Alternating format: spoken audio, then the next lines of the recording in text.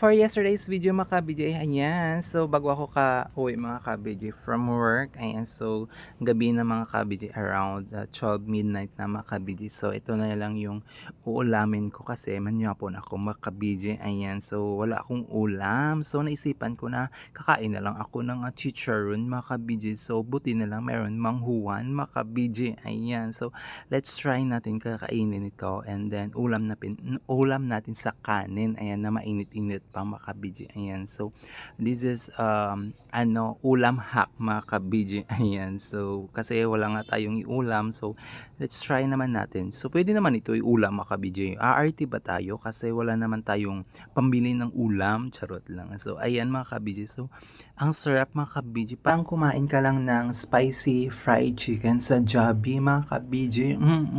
So, subukan nyo na. Huwag na kayong mahiya kung anong ulam nyo.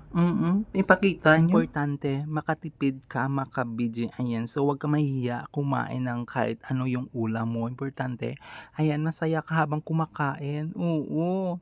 So, ayan lang makabidji. Importante, happy life must go on kahit wala kang ulam. Oo. Legit, masarap siya. Hindi lang pang sumsuman, pang ulam pa. So, ayan lang.